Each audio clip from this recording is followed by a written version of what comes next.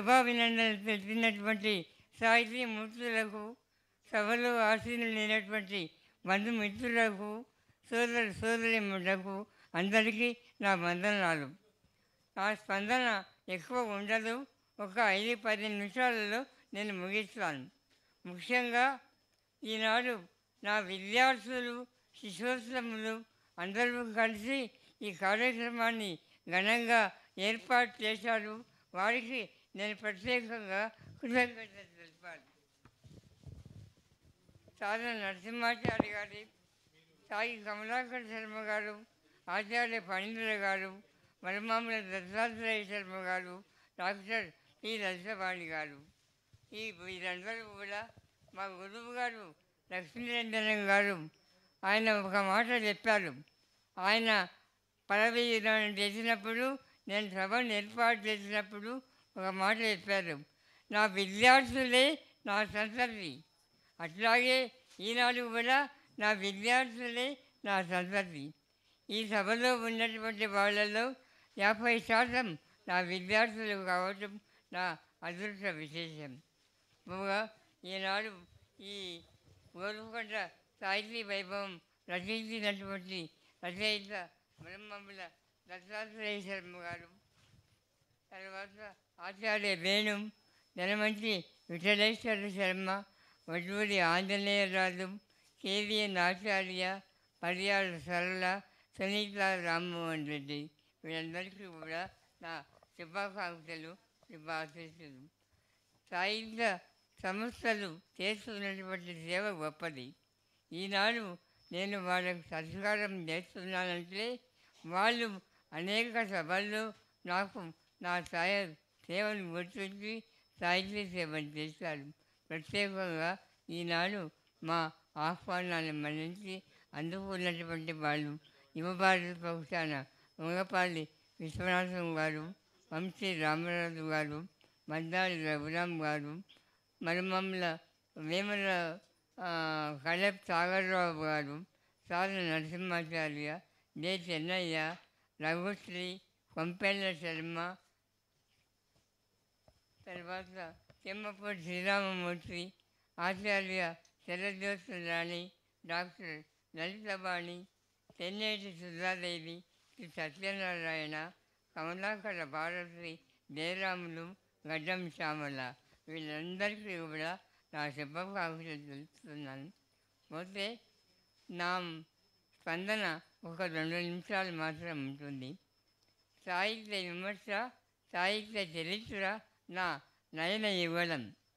నేను విద్యార్థిగా ఉన్నప్పటి నుంచి 15 సంవత్సరాల వయసులో తెలుగు సాహిత్యంతో నాకు ఏర్పడినటువంటి పరిచయాన్ని దృష్టిలో పెట్టుకొని సాహిత్య సేవ చేయాలని ఈ వయసులో కూడా కొనసాగిస్తూ ఉన్నాను. ముఖ్యంగా సాహిత్య చరిత్ర, సమగ్ర సాహిత్య చరిత్రను పాఠకులకు అందించాలని.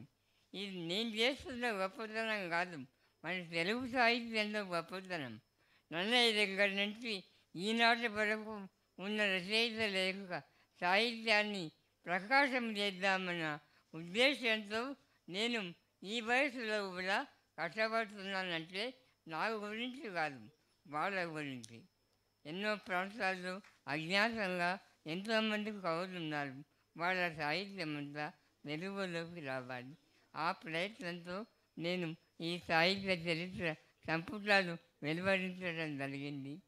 ఇక చివరిగా చెప్పాల్సింది ఏంటంటే, ఈనాడు ఈ సభలో ఈ 85వ జన్మదినం సందర్భంగా మరి మూసీ పత్రిక సౌజన్యంతో కమలాకర్ శర్మ గారు, మనోహరి, నూలిపాల అరుణ మొదలైనటువంటి వారి సంపాదకత్వంలో నా సాహిత్యాన్ని గురించి అమూల్యమైనటువంటి వ్యాసాలు 42 మంది వ్యాసకర్తలు రాశారు. ప్రత్యేకంగా అభినందించవలసినటువంటి విషయం, వాళ్ళలో అందరూ రాలేకపోయినారు, కొందరు సత్కారం అందుకున్నారు.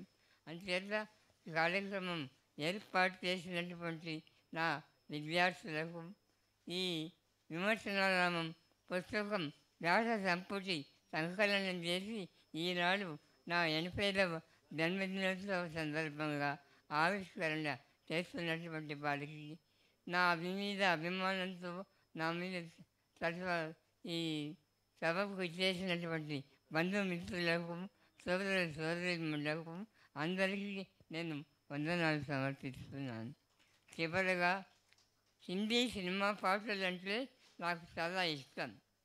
నాకు ఇష్టమైనటువంటి ఒక ముబారక్ బేగం అనేటువంటి ఒక గాయనిమణి యొక్క పాట పల్లవి వినిపించి నేను సెలవు తీసుకుంటాను. కభీ తన్హాయియోं में हमारी याद आएगी, కభీ తన్హాయియోं में हमारी याद आएगी. నాకు ఇష్టమైన పాట ఇది. అంటే ఏకాంతంలో నన్ను గుర్తుకు రావడం అదృష్టం. మీరందరూ కూడా విరామ సమయంలో ఏకాంతంలో నా గురించి నా సాహిత్యాన్ని గురించి మీరు తెలుసుకుంటే నా జీవితం సార్థకమవుతుంది. సెలవు.